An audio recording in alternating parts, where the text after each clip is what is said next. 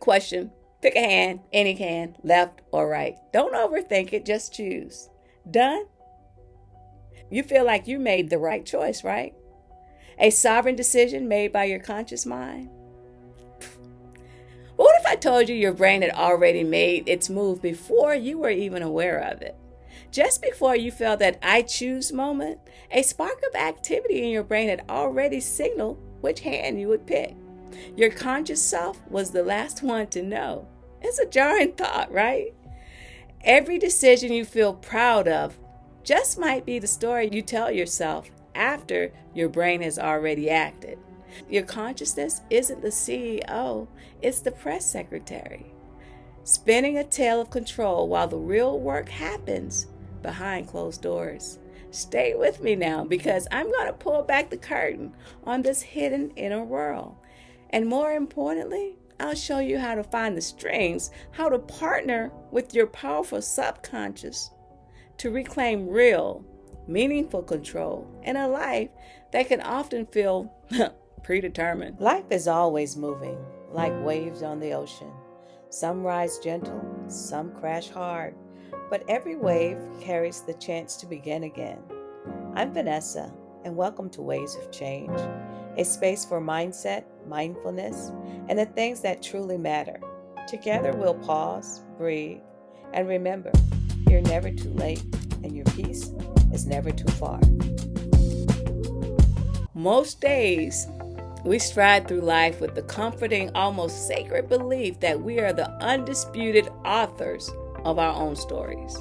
We pick our careers, we choose our partners, decide what to have for lunch. We proudly declare, I chose this path. I decided that.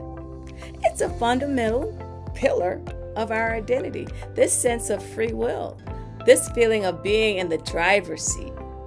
But what if there's a silent partner in all of this? A hidden architect shaping our choices from behind the scenes. Today, we're not just peeking behind the curtain. We're meeting the powerful force that runs the show, sort of like the Oz in The Wizard of Oz. We're going to jump headfirst in the fascinating world where your subconscious mind makes moves long before you're even aware of them. It's true. You're going to learn how your future actions are sometimes set in motion long before you even felt the urge to make them. Crazy, right? And here's the crucial part. We'll uncover the single powerful veto button you still control. A last-ditch override that can save you from yourself, but only if you know when and how to use it. Forget the fluff and ditch the woo-woo theories. This is about understanding the practical mechanics of your own mind. Isn't that worth listening to? Give me 10 minutes. It's about recognizing the silent, powerful forces orchestrating your life, not to surrender to them, but to finally partner with them and gain a measure of informed control. So let's talk about the inner workings of a simple choice. Stay with me. Imagine researchers asking people to do something simple, like flicking a wrist, whenever they felt the urge. Using technology to watch the brain's activity, they made a discovery that sent shockwaves through our understanding of choice. The brain's internal green light for action showed up noticeably moments before the subjects reported their conscious intention to move. Think about that for a second. Before you felt like you decided, your brain had already committed. Your brain initiated the action, true, gets the ball rolling, and then only after that, your conscious mind steps in and say, oh, hey, look what I did. It's like your subconscious is ordering dinner, and then just as the waiter arrives, your conscious mind pipes up, yes, I'd like the steak, please. Completely unaware, it was a choice already decided. This isn't a fluke, y'all. It's a fundamental pattern. It's always an unconscious initiation, followed by a conscious awareness, a kind of neurological post-it note saying, hey, just so you know, hey, we're doing this. Now, this discovery was deeply troubling for many who worried it meant free will was just an illusion. Think about that. Do we really have free will? But it also raised a hopeful question. Does the veto button still live downstream? Is there a point, even if the subconscious has already initiated an action, where the conscious choice can still step in and say, hey, no, not today? Well, spoiler alert, it does. It absolutely does. But, and this is a monumental but, it only works if you practice noticing that minuscule yet critical gap between your subconscious impulse and your conscious awareness. It's about becoming exquisitely attuned to the subtle precursors of your own actions. Now, if the idea of hidden impulses feel like a small crack in the armor of free will, other findings suggest something even more profound. Imagine your brain activities being watched as you make a simple choice, like pressing one of two buttons. In some cases, patterns in the brain can predict which button you'll press long before you are consciously aware of making the decision. This wasn't just predicting a fleeting impulse. This was predicting a choice well before the decider was even aware of making it. A few moments can feel like an eternity when you consider the speed of human thought. Think about that for a minute. Think about the truly life-altering choices we make. Deciding to text that ex you swore you'd wear over, impulsively buying a plane ticket to a far-off land, signing a lease on an apartment that feels like a leap of faith. We often perceive these as sudden, lightning bolt moments of decision, but this suggests that they're not lightning at all. They're more like slow-motion glaciers, already sliding, grinding, and reshaping the landscape of your future, long before you ever felt the first conscious rumble.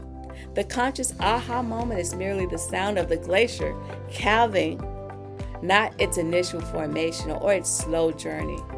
This implies that many of our big decisions are less about sudden conscious deliberation and more about the culmination of a long subconscious process. The classic metaphor of the mind as an iceberg has captured many of our imaginations. A small visible tip representing the conscious thought and a vast submerged part representing the mysterious, powerful subconscious. It's a compelling image, but modern understanding suggests the subconscious is even more dominant. If you were to weigh the sheer volume of neural activity dedicated to conscious processing versus everything else, conscious thought accounts for a minuscule fraction. The overwhelming majority of your brain's immense computational power is dedicated to autopilot functions. Think about it. It's constantly predicting gravity as you walk, regulating your body, updating your internal self model, managing your breathing, maintaining your balance, processing sensory input, and filtering out irrelevant noise, all without a single conscious thought from you. This automaticity is a marvel of evolutionary efficiency. Imagine if you had to consciously direct every heartbeat or every step. You'd be paralyzed. But here's where it gets truly interesting. It's already been interesting to me, but hopefully it gets truly interesting to you. The subconscious isn't just running basic biological programs. It's incredibly sophisticated. It learns, it adapts, it solves problems, and then crucially, it can even create stories. It's a master storyteller, especially when the conscious mind needs an explanation. Our conscious mind needs a coherent narrative. And if it doesn't have the real reason for an action, it simply invents one. And guess what? We do this daily. Take it from me. Being over 50 and diving into the world of online dating is a wild ride. There are nights I'd be scrolling through profiles and my thumb would just be swiping right, again and again. My conscious mind is somewhere else entirely. Then I'd get a match notification and snap out of it, looking at the profile, and my conscious storyteller would immediately invent a reason. Oh, they have a nice dog. Oh, they have a nice smile. Oh, their job sounds interesting. The truth, my subconscious, driven by a cocktail of habit, hope, and a desire for connection, was running the show. My conscious mind was just the PR guy, making it sound all intentional. The subconscious isn't just an iceberg, y'all. It's a vast, intricate underwater city running your life while you're busy admiring the tiny conscious lighthouse. So if our subconscious is initiating actions before we're even aware of them, does that mean we're just elaborate biological automations? Is free will just a comforting delusion? Not entirely. This is where a crucial concept comes in, the conscious veto, or what some have called free won't. While your subconscious might initiate an action, the impulse begins. Your conscious mind still retains critical power, the ability to slam the red abort button just before the action is fully executed. Think of it like a missile launch. The countdown is largely automatic, but there's always a manual abort button, a last-ditch override. Your subconscious is constantly generating urges, impulses, and nascent actions. The conscious veto doesn't start anything, but it can stop it. It's the ultimate editor, not the author. Here's the catch, though, and it's a big one. This veto power atrophies, it withers if you don't use it. It's like a muscle. If you never practice noticing those urges, the impulse to binge watch another episode, the urge to doom scroll, the sudden impulse to send that risky text, that precious window of opportunity collapses. You become so accustomed to letting every impulse run its course that the conscious mind simply doesn't get a chance to intervene. It goes along with the show. The abort mechanism rusts from disuse. But the good news, y'all, the good news, you can strengthen it. This isn't some mystical ability, it's a trainable skill. Practices like meditation and mindfulness are essentially training regimens for your conscious veto. By regularly observing your thoughts and emotions without immediately reacting, you create space between impulse and action. Even simpler techniques like counting to 5 before responding to an email or making an impulse purchase can build this brake cable in your brain. You're deliberately inserting a conscious pause, giving your veto button a moment to engage. Strengthening this ability can have a profound impact on your online interactions, your emotional regulation, and your financial decisions. This deep dive into the subconscious might leave you a little disoriented. It leaves me a little disoriented sometimes. If so much is happening outside of our conscious awareness, what's the point? What's the value of feeling in control at all? Well, here's a surprising twist. Feeling in control is, in itself, a powerful tool. It's kind of like a placebo of agency that actually enhances your brain's performance. Stay with me. Studies have shown that when people believe they are the ones making a choice, their brains become more efficient and responsive. This isn't just about speed, it's about neural conductivity and motivation. Your brain actively rewards perceived autonomy with a surge of dopamine, that neurotransmitter associated with pleasure, motivation, and learning. When you believe you're in control, your brain literally functions better. It consolidates memories faster, it learns more effectively, and it engages more robustly with the task at hand. It's a feedback loop. Feeling in control makes you more capable, which in turn reinforces the feeling of being in control. So this lie of complete conscious control, while not entirely accurate, is incredibly useful, don't you think? It's a beneficial illusion if you know it's an illusion. Denial, the stubborn insistence that every thought originates from conscious will, can make you clumsy and slow. But lucidity, the clear-eyed understanding that much of your behavior is initiated subconsciously, yet can still be influenced or vetoed, makes you swift and strategically powerful. It transforms you from a passenger who thinks they're driving into a co-pilot who understands the mechanics of the plane and knows when to grab the controls. So what do we do with all this mind-blowing information? We don't surrender to it. We hack it. We use this deep understanding of our neural architecture to our advantage. Here are some powerful, proven strategies to inject more deliberate choice into your day. Micro noticing. This is my favorite. It's mindfulness. The art of the pause. This is your foundational practice. Set random alerts on your phone. When one buzzes, freeze. Seriously, just stop for a second and then name the urge you're currently in the middle of. Are you scrolling, chewing, ranting in your head, biting your nails? This isn't about judgment. It's about pure observation. By consciously identifying the subconscious impulse, you create that crucial gap that allows your veto muscle to engage. You're training yourself to catch the impulse before it becomes an automatic action. The 5-4-3-2-1 veto, the instant interruption, the next one. This is the direct application of the veto button. Before any impulse purchase, before you send that angry email, before you reach for that second helping, launch an internal countdown. 5, 4, 3, 2, 1. By the time you hit 1, you have a choice: proceed or walk away.